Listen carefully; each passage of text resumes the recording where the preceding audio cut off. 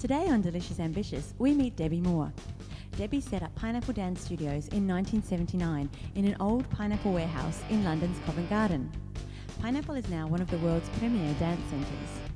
Along the way, Debbie also launched a range of pineapple clothing, became the first female chairman to float a company on the London Stock Exchange, and found the time to write some books. We asked Debbie how it all got started. So I used to be a model. I started modelling when I was 15. I won a competition and the prize was a modelling course.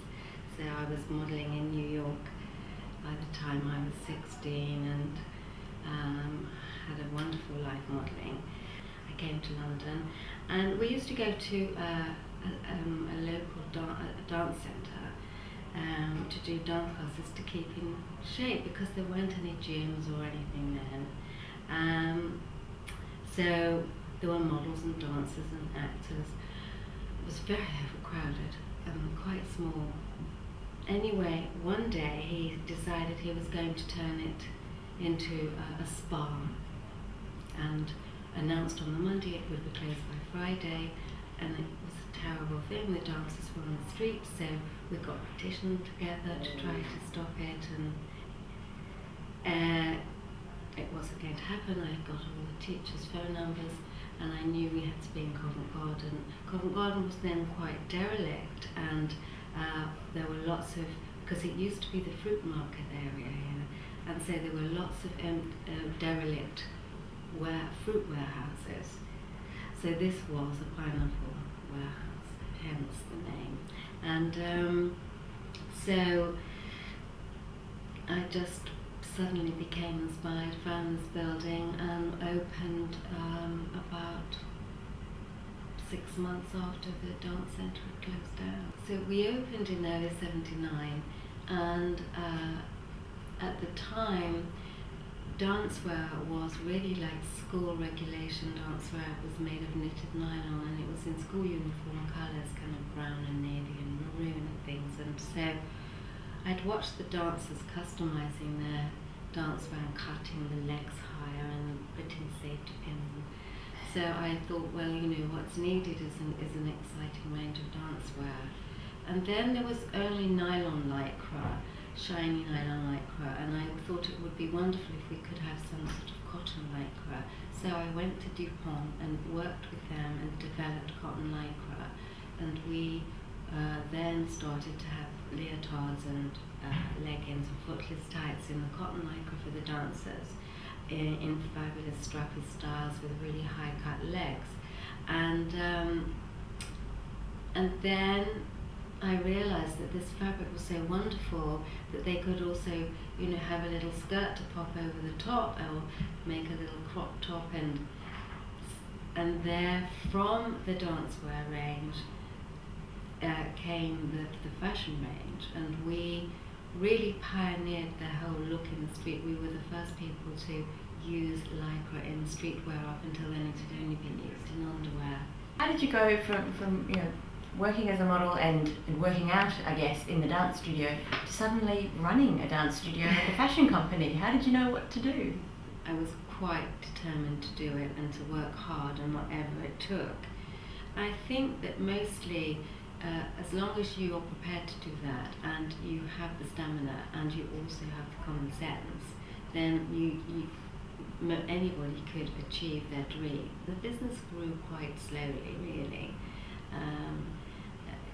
If I'd have known when I started how big the business, I would have been completely overwhelmed and daunted, but you don't, you just go along, and it grew and we always responded. Now, in 1982, you launched the company onto the London Stock Exchange. Can you tell us about that experience? As the years went by, the demand grew and grew. So to begin with, we just had 2 floors and 6 studios, and then we needed the next floor and the next floor, and then the building next door, and we were growing. We had so many dancers coming over from America saying, we've got nothing like this. And there's nowhere that mixes all the disciplines.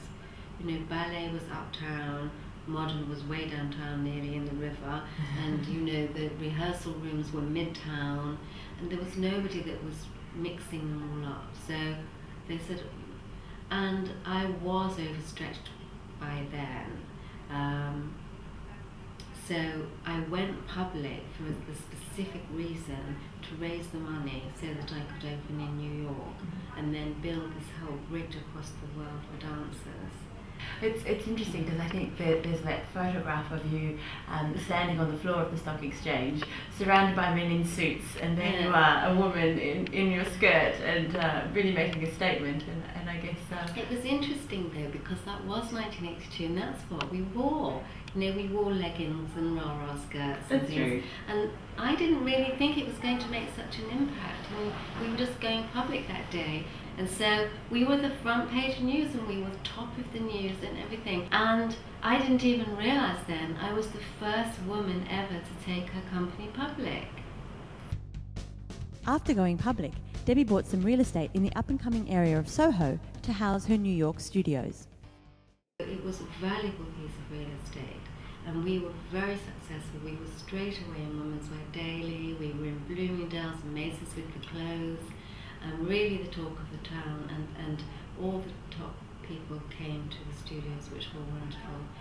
Then we were offered 4 times for the building, 4 times what I paid for it, and I said, it'll be times 20 if you know, shortly. Well, the return on the studios were profitable, but not this kind of profitable yet. And so return on investment, shareholders, etc. So I lost that battle, and we lost our studios, 6 years after we started. And so at that point I decided to buy the business back because it was too difficult always having to get permission from your institutional investors, etc., when you need to think. If you're an entrepreneur, it's very difficult to have that sort of, it slows you down. So I bought it back in '89. So was it difficult to buy back the company? Over the years, Pineapple had built up acquisitions and had become quite a big group. So I bought out the actual Pineapple side of the business. It was fairly difficult, but I had good advisors. It became a little difficult afterwards for a while because when I first bought it back I was really undercapitalized, and it was a recession hitting around that time. Also a few competitors who'd seen all the razzmatazz had opened up. But one of our brands that we have is Survival of the Fittest, which we established at that time because against all odds we seemed to survive it all and see off the competition and actually not just be an 80s phenomena, which is what we were, but now, in 2006, we're actually much bigger and far more successful and have far more dancers than we ever did then. Mm-hmm. So what's been the secret of building up that Pineapple brand, do you think? We're permanent, we're all constantly reinventing ourselves, renewing, breathing new life all the time, offering new styles of dance, and also keeping the clothes young and fresh. But because I was a model with no qualification, I left school at 15 and modeling, and then I started this business. So many people were fascinated as to how, that they'd like to start their business, but they haven't got the confidence, or their husband won't let them, or all these letters I used to get, and how did I manage it? So I thought, why don't I do a how-to book, a how I did it book, and the obstacles that happen and that you overcome, and how just because your husband doesn't want you to do it, it doesn't mean he's still, if you do, or you don't, he might still run off with the secretary, so you might as well do what you want to do, And I believe you had a very famous endorsement from the Prime Minister Thatcher at the time. Yes, I always found Lady Thatcher has always been an inspiration, because it was 78 when I first started trying to get this business together, and to have a woman Prime Minister was very inspirational and encouraging, that if that can be achieved, then I'm sure you can achieve running your own business. And she was she was very good at encouraging women in business. And so when I wrote the book, I sent her a copy and she immediately said, "Thank you, I'll dip into it." And then she sent me another letter to say, I didn't just dip in, I read it from cover to cover, and it's an inspiration to all women who want to be in business.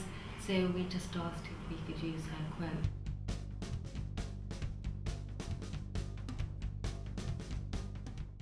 One of the biggest challenges I had to face was with my daughter. When she was 10, she had a spinal hemorrhage.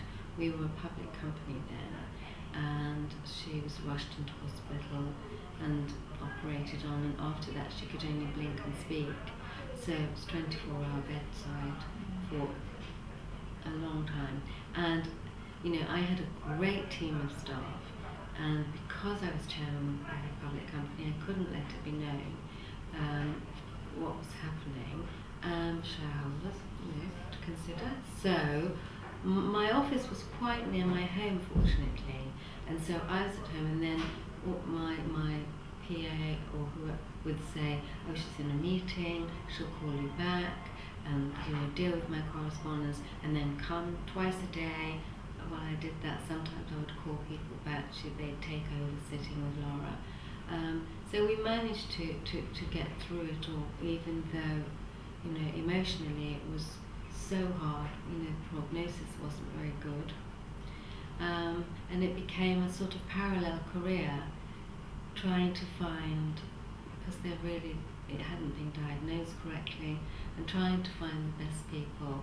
So eventually found this team in New York, specialising in that area. So we went out there, and the embolisation was successful.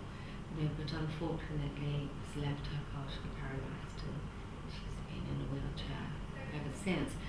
We all, you know, technology's catching up, so we never could give up trying new things. And she's wonderful. I mean, she's been, you know, a TV presenter with Esther Rosen, and you know, she's very bright, and she doesn't give up. You know, so one day I'm quite sure that she'll actually be able to walk. That's the plan. What have you learned along the way that you'd like to share with other young women or aspiring entrepreneurs? I have an interesting philosophy. I suppose it's because my daughter was so ill, and you know, the prognosis was that she wasn't going to survive. I think that when the tax man gets heavy and the bank manager's blowing at me and things are going a bit wrong, it's not life or death, you know. And I do have a very sort of calm philosophy about it all, and I don't get myself all. I think you know, there's always a way through things, but my tip is, in order to do that, you need the stamina, and you must look after your health. I still always, no matter how bad it gets sometimes, I think I'm so fortunate to have such an interesting life and be surrounded by wonderful people. People ask me in business, what's your exit plan? And I said, well, probably to drop dead in Studio One when I'm about 90. In the middle of a vigorous dance class. Yes. What a way to go.